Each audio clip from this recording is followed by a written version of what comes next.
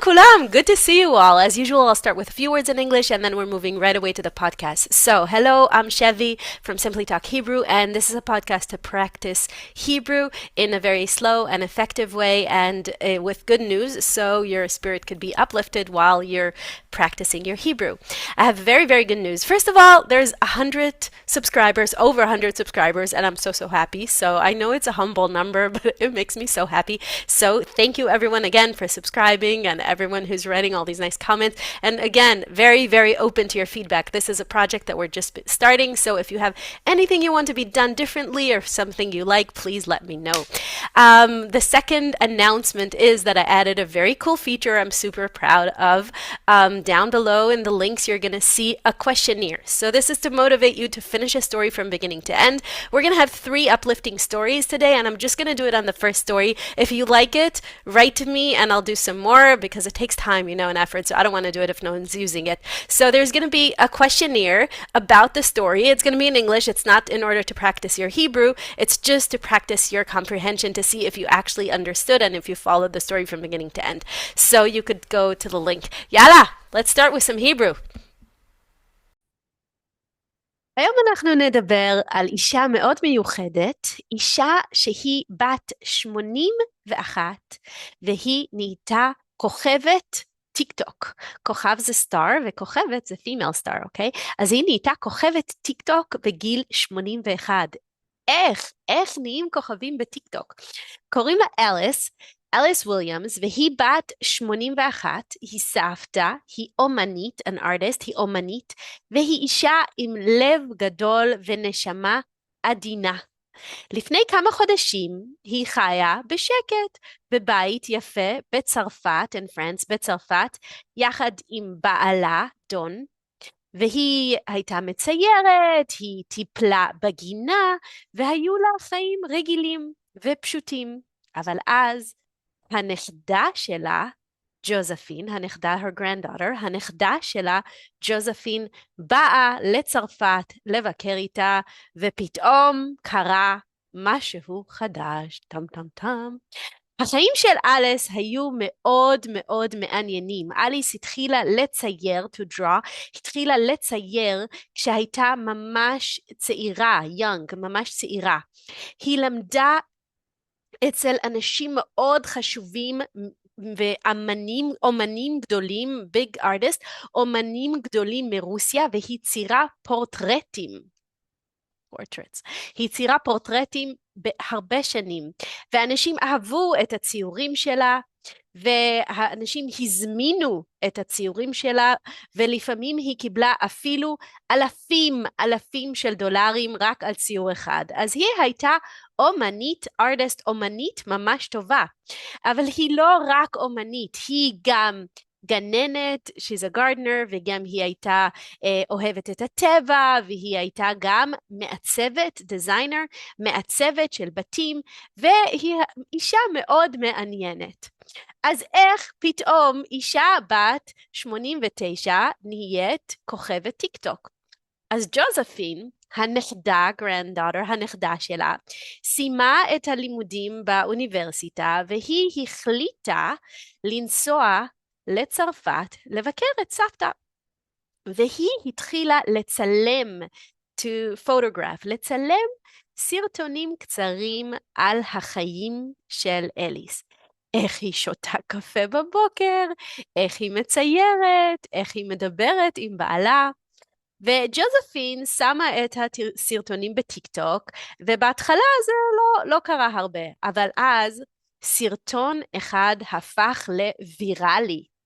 מיליונים של אנשים ראו את זה, ופתאום אנשים מכל העולם התאהבו, fell in love, התאהבו מהסבתא המהממת הזאת, מהאומנות שלה, מהחיים שלה, מהבית, ופתאום אליס נהייתה כוכבת טיק טוק. למה אנשים כל כך אהבו את אליס? היא הייתה אמיתית, היא הייתה בלי פילטרים, בלי מסכות, מאסק, פשוט אישה רגילה אבל מיוחדת. 2, היא הייתה השראה, inspiration. Say after me, השראה. השראה. זה inspiration, זה השראה, כי אישה בת 80 שעושה דברים מעניינים, זה מעניין.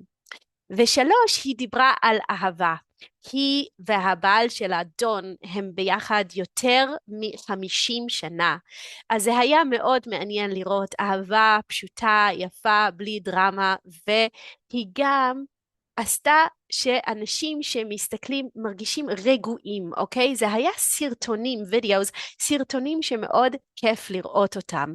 בסרטונים שלה רואים שמש, רואים ציפורים, רואים ציור, drawing, רואים שקט, זה כמו חלום קטן. הסרטון, the video, הסרטון שהכי היה מרגש, זה היה סרטון שאליס מציירת פורטרט של ג'וזפין, של הנכדה שלה. היא אמרה, אחרי שאני אלך, אני רוצה שיהיה לך תמונה שלי. והציור היה מלא באהבה, ותוך כמה שעות מיליוני צפיות, millions of views, מיליוני צפיות, ואנשים כתבו דברים מאוד מאוד יפים. אנשים אמרו, אני מתגעגעת לסבתא שלי, ואני בוכה עכשיו, ותודה, ואנשים מאוד מאוד אהבו לראות את הג'סטה הקטנה שאליס עשתה בשביל הנכדה שלה. ומה קרה אחר כך? עכשיו לאליס יש מאות אלפים עוקבים, followers, עוקבים בטיק טוק. היא מוכרת את הציורים שלה באינטרנט, והיא מצלמת פוטוגרפס, היא מצלמת את האומנות שלה, ומדברת על איך מציירים, how do you draw, והיא וג'וזפין הם עכשיו כותבות ספר עם סיפורים, עם ציורים ועם תמונות מהחיים שלה. אז קודם כל, לכולם פה, גם בגיל 81 אפשר להיות סטאר, אפשר להיות כוכבת טיק טוק. אני חושבת שזה מאוד יפה שאפשר להתחיל משהו חדש ולגעת בלב של אנשים ולעשות משהו כל כך מעניין בגיל 81. אני חושבת שזה מהמם. אבל גם מאוד מאוד יפה שיש פה אהבה intergenerational, בין דורות, דורות זה generations, בין דורות, אהבה בין דורות, וזה ממש מתנה. וגם לראות את החיים הפשוטים שלה, היפים, של הקפה בגינה בבוקר, והאהבה, וזה מה שאנשים באמת אוהבים ורוצים. ואני חושבת שזה מאוד יפה איך כל אחד מאיתנו הוא כמו יצירת אומנות. like a work of art. כל הדברים הקטנים ובלי גלאמר, הדברים הקטנים שאנחנו עושים בחיים, כמו להיות בגינה ולשתות קפה ולדבר עם אנשים שאנחנו אוהבים, זה דבר מאוד מאוד יפה. ועכשיו למטה, in the description, בתיאור, יש לינק ויש שם שאלות. ועכשיו אתם יכולים לראות ממש מהר כמה מהסיפור אתם הבנתם.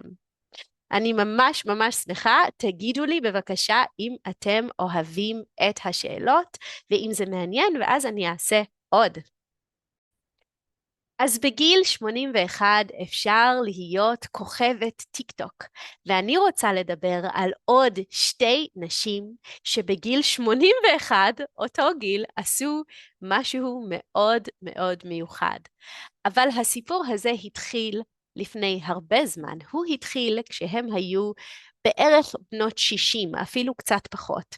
והם נפגשו בניו זמביה. אחת היא הייתה רופאה, דוקטור, רופאה, והשנייה היא הייתה צלמת, פוטוגרפר. והם נפגשו בניו זמביה לפני 23 שנה, אחרי ששניהם איבדו, they lost את הבעלים שלהם, their husbands. אז הם היו שניהם אלמנות, widows, הם היו אלמנות, והם נהיו חברות ממש ממש טובות. ואחרי הרבה שנים, 20 שנה בערך, הם אמרו, אנחנו רוצות לעשות משהו מיוחד. אנחנו רוצות לעשות טיול מסביב לעולם ב-80 יום. אתם מכירים את הספר מסביב לעולם ב-80 יום של ז'ול ורן? Around the world in 80 days, בסדר? מסביב לעולם ב-80 יום.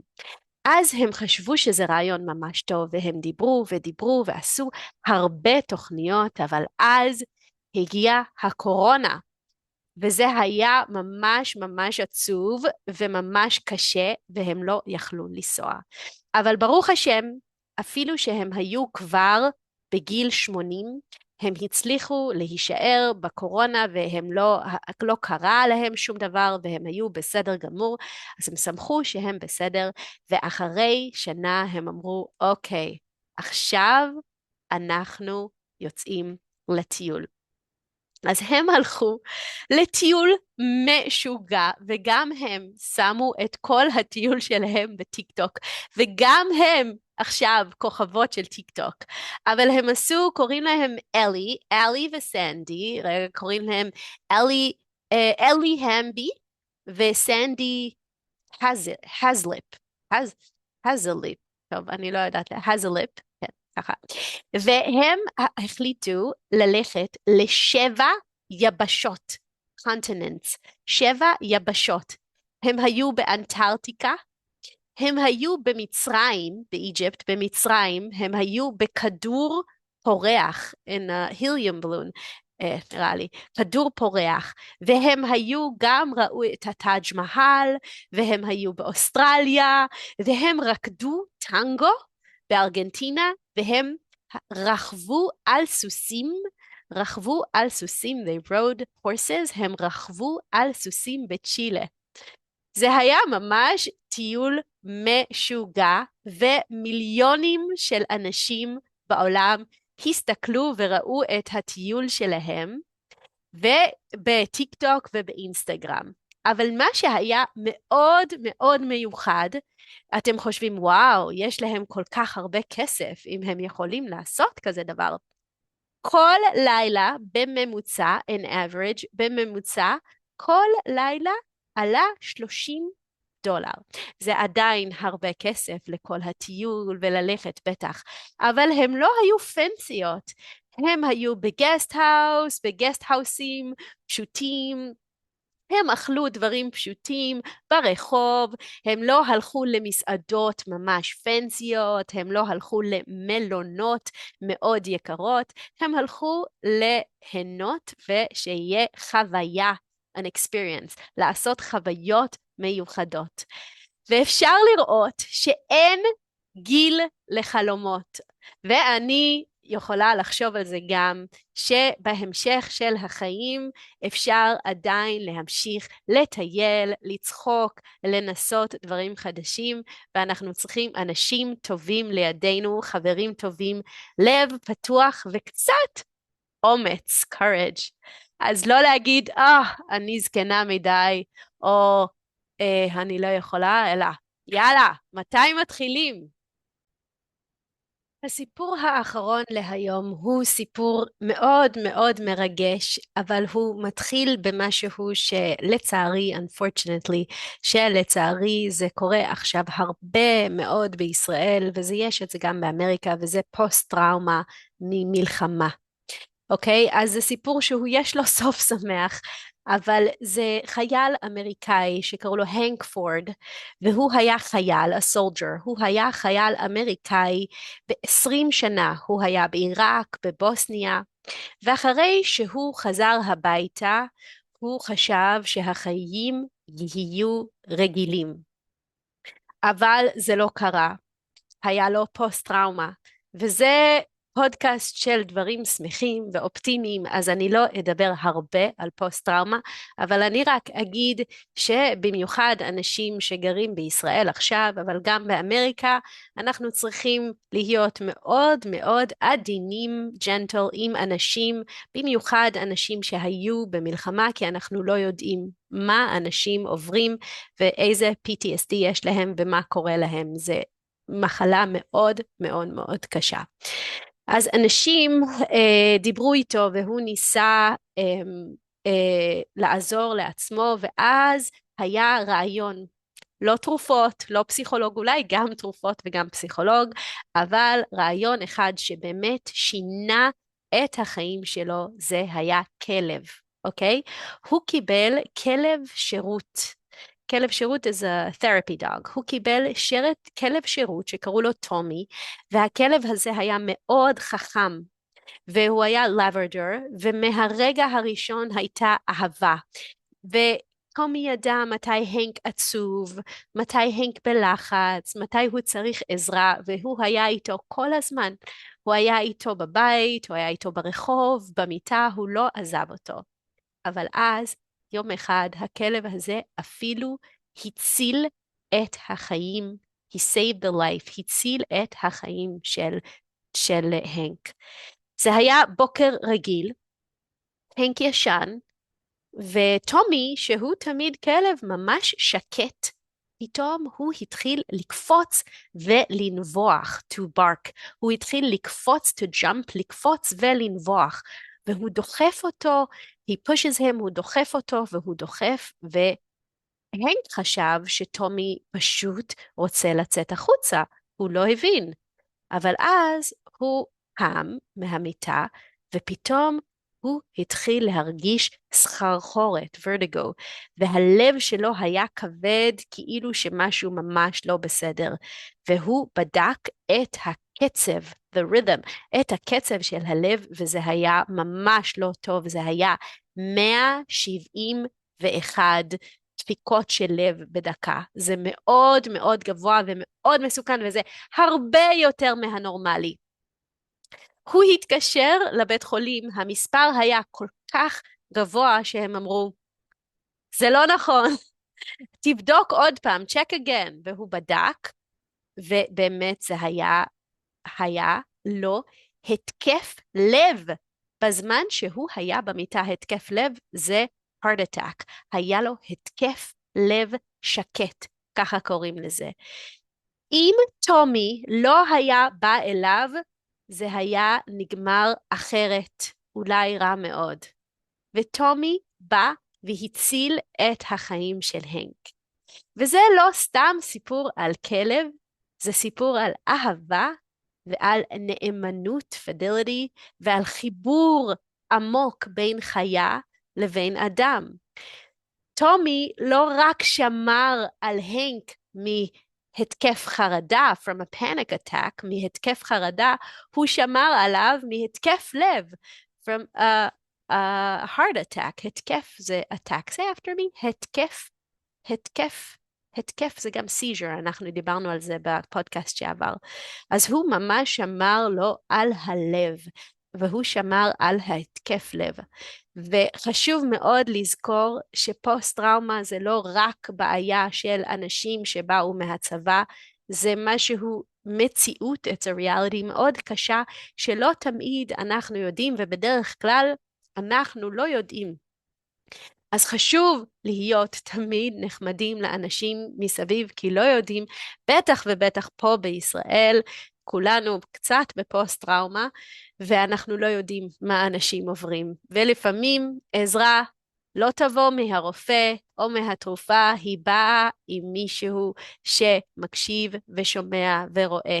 ואם אתם מכירים מישהו עם PTSD, אולי כלב, זה באמת יכול להציל את החיים.